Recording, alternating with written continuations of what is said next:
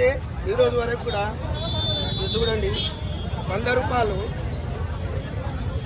140 రూపాయలు చేసిన. ఒక్కరోజు పొద్దున 8 గంటలకు బయలుదేరితే 140 రూపాయలు చేసిన. ఇప్పుడు టిఫిన్ దేలే, ఆకలి అవుతుంది. ఈ వ్యక్తి 60 రూపాయలు భోజనానికి పోతాయి. భోజనానికి పోతే ఈ 60 రూపాయలు మిగిలించుకుని పోవాలి. అలాంటి పరిస్థితి అయింది.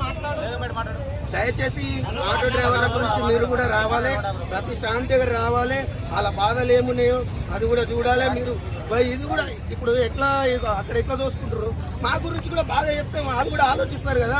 మా గురించి ఎంతవరకు పోలే, పైదాకా పోవట్లేదు, మా ఆటో డ్రైవర్ పోవట్లేదు.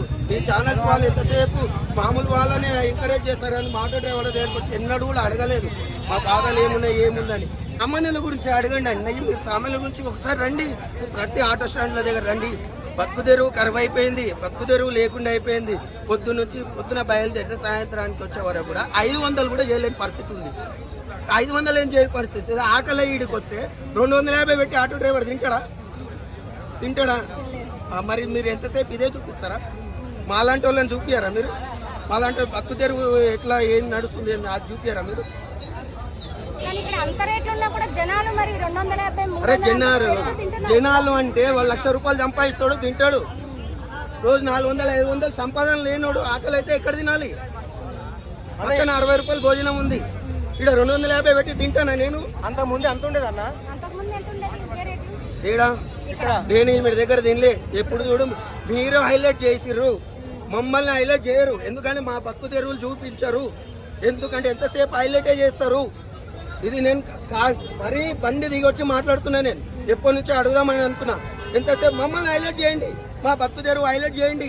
పొద్దున 8 గంటలకు 7 గంటలకు బయలుదేరి వస్తే సాయంత్రం వరకు కూడా 500 రూపాయలు కూడా సంపాదన లేనటువంటి ఆటో డ్రైవర్లు ఆత్మహత్యలకు బలైపోతున్నారు. మమ్మల్ని ఎందుకు చూపారు మీరు? ఏం ఆలోచించారండి? ఏమి ఆలోచనలు ఏం లేదు. ఈ రోజు రేపు ఆత్మహత్యలు తప్ప ఇంకేం లేదు. ఆత్మహత్యలే.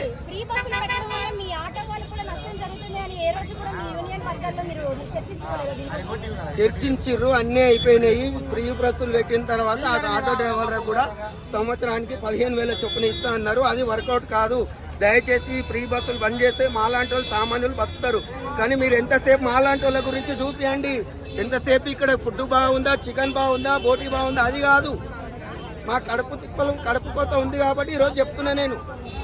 మీరు ఒక్కసారి ఆలోచించండి మేడం. మీరు దయచేసి చెప్తున్నా, యూట్యూబ్ ఛానల్ కానీ ఏదైనా సరే ఒక్కసారి ఆటో డ్రైవర్ గురించి ఆలోచన. ఇంతవరకు కూడా ఆటో డ్రైవర్ గురించి మాట్లాడిన వ్యక్తి లేడండి, మాట్లాడిన వ్యక్తి లేడు. ఈరోజు నేను మాట్లాడుతున్నా, ఎందుకంటే నాకు కడుపు కాలింది. ఈరోజు నాకు కడుపు కాలింది, నా బాధ ఉంది కాబట్టి నేను మాట్లాడుతున్నా. ఈరోజు మా గురించి రండి, మా ఆటో స్టాండ్ల దగ్గర రండి. రోడ్డు మీద ఎలాంటి పరిస్థితి ఉందో ఒకసారి చూడండి.